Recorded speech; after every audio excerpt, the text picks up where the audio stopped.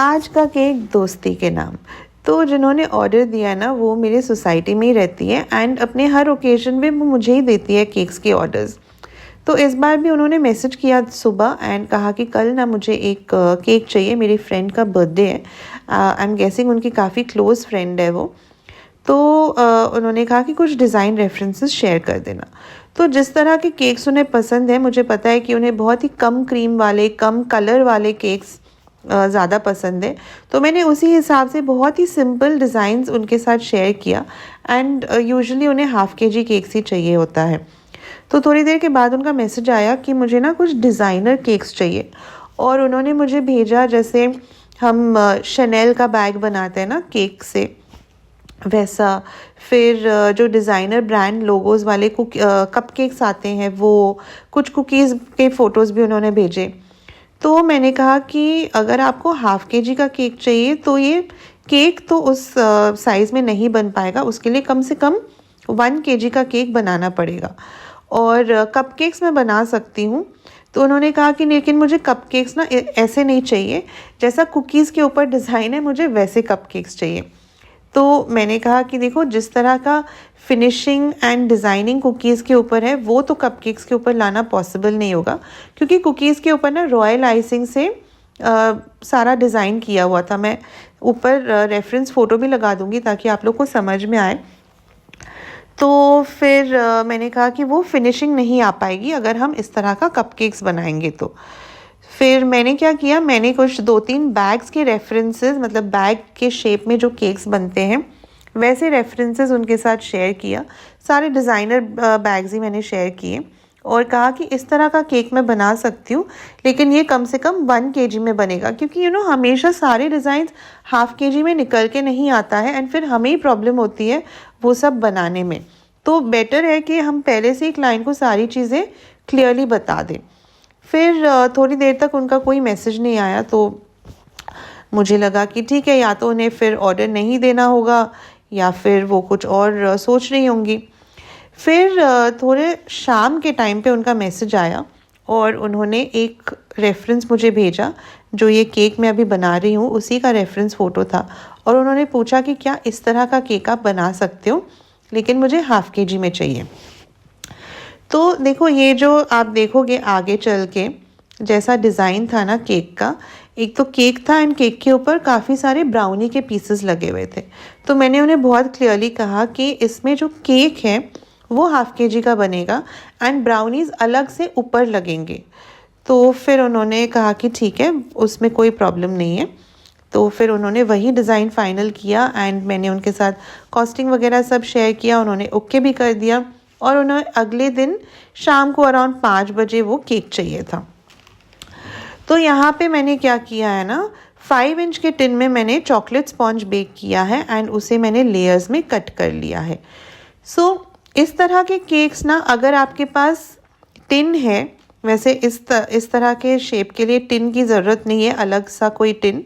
आप इसी तरह से नॉर्मल केक टिन लेके भी उसे ईज़िली शेप दे सकते हो, जैसे कि मैं यहाँ पे आपको दिखाने वाली हूँ। तो मैंने क्या किया है, मैंने चॉकलेट मूस बना लिया है, क्रीम को विप्ड क्रीम को गनाश के साथ मिक्स करके, और यहाँ पे लेयर को चॉकलेट सिरप से सोक करके फिर उसके ऊपर मूस लगाया है, उसके ऊपर थोड़ा सा गनाश लगाया है एंड इसी तरह से मैंने सारे लेयर्स को बिल्ड कर लिया था। एंड सबसे टॉप में ना क्रम कोटिंग के लिए भी मूस के साथ मैंने थोड़ा सा एक्स्ट्रा गनाश मिक्स कर लिया था, ताकि हमारा केक जो है वो बिल्कुल अच्छे से सेट हो जाए। और उसके बाद मैंने केक को रख दिया था फ्रिज में। अब केक को 1 घंटा फ्रिज में सेट करने के बाद मैं यहाँ इसको ना नीचे की तरफ से थोड़ा थोड़ा ट्रिम कर रही हूँ, बिकॉज़ मुझे एक कप के शेप में इसे बनाना था। तो इस तरह से ना जस्ट थोड़ा सा आपको केक नीचे से ट्रिम करना है। आप देखिए, बहुत ज़्यादा मैं केक नहीं निकाल रही हूँ, जस्ट थोड़ा सा ही निकाल रही हूँ ताकि मैं इसको हल्का सा एक शेप दे सकूँ। तो इसके बाद मैंने क्या किया है, जहाँ जहाँ से मैंने ट्रिमिंग किया था ना, वहाँ पे मैंने वापस से थोड़ा सा क्रीम लगा दिया है, ताकि जो हमारे क्रम्स निकले हुए थे वो सारे अच्छे से हाइड हो जाए।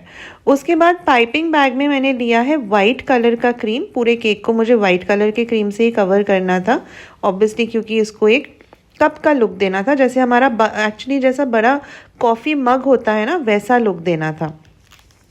उसके बाद मैंने क्या किया है, मैंने लिया है एक सॉफ्ट स्क्रैपर एंड उससे मैं इसको शेप दे रही थी। आप देखोगे ऊपर की तरफ से एंड नीचे की तरफ से ना हल्का सा ऐसा राउंडेड शेप आया है इसमें, जैसे हमारा एक ढोल होता है ना, उस टाइप का थोड़ा बहुत शेप इसमें आया है। तो अगर आप सॉफ्ट स्क्रैपर यूज़ करोगे, आपको जिस स्क्रैपर को हल्का सा बेंड करके पकड़ना है ताकि ये शेप आप इजीली अचीव कर सको। बस इतना करने के बाद मैंने इसे वापस फ्रिज में रख दिया था। अब यहाँ पे मैंने बनाए हैं एगलेस ब्राउनीज़। ये ब्राउनीज़ मैं क्लास में सिखाती हूँ ऑफ कोर्स, और इसे मैंने 6 इंच के टिन में बेक किया था क्योंकि केक के ऊपर मुझे ब्राउनीज़ भी रखने थे। सो ये केक का लुक पता है कैसा है, जैसे हमारा वो ओवरलोडेड शेक्स या फिर कॉफ़ी जो भी आप कह लो वो होता है ना, जिसमें खूब सारी चीज़ें रखी होती है ऊपर से, उस तरह का एक ये लुक था। तो ब्राउनीज़ मुझे प्लेस करने थे, तो मैंने क्या किया, ब्राउनीज़ को ना मैंने छोटे छोटे पीसेस में कट किया। ऑब्वियसली क्योंकि हम केक के ऊपर रखेंगे, ज़्यादा बड़े पीसेस रखेंगे, एक तो वो देखने में अच्छा नहीं लगेगा एंड दूसरा केक के ऊपर काफ़ी ज़्यादा वेट आ जाएगा। तो मैंने छोटे छोटे पीसेस में ब्राउनीज़ को कट कर लिया था। अब इसके बाद केक को जब थोड़ा सा मैंने चिल कर लिया, उसके बाद मैंने क्या किया है, यहाँ पे ऊपर से मैंने थोड़ा सा गनाश पोर किया है। सो 2:1 रेशियो का ही गनाश मैंने लिया था एंड इसमें हल्का सा मतलब 1-2 चम्मच दूध मिक्स करके मैंने इसको माइक्रोवेव में थोड़ा सा वार्म कर लिया था ताकि मैं इस तरह से उसे आराम से स्प्रेड कर सकूं केक के ऊपर।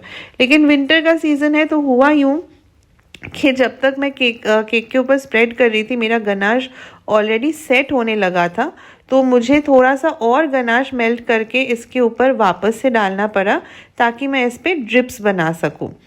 तो ड्रिप्स मैंने सोचा आर्टिफिशियल ड्रिप्स बनाने से अच्छा है कि मैं इस बार नेचुरल ड्रिप्स ट्राई करूं। तो ऑब्वियसली वही हुआ कि थोड़ी सी गड़बड़ हो गई, लेकिन फिर भी मैंने उसको मैनेज कर लिया। सो ड्रिप्स बनाने के बाद मैंने इसके ऊपर ना ये ब्राउनी के पीसेस रखने स्टार्ट किए, क्योंकि लाइक आई सेड ठंडी का मौसम है तो गनाश ऑलरेडी सेट होने लगा था।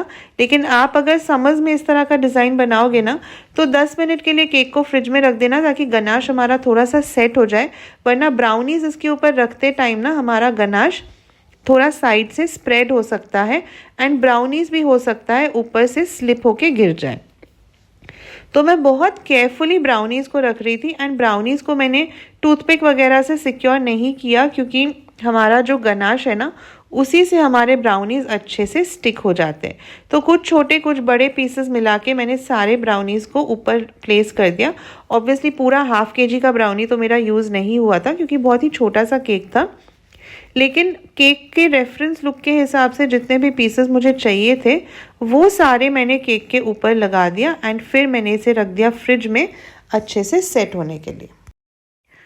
अब नेक्स्ट मुझे यहाँ पे कप का जो हैंडल है वो बनाना था। तो मैंने जस्ट एक मेजरिंग टेप से ना जो केक है उसका हाइट नाप लिया था और उसी हिसाब से यहाँ पे मेल्टेड चॉकलेट यूज़ करके एक हमारा जो OHP शीट होता है उसी के ऊपर मैंने इस तरह से एक हैंडल बना लिया है।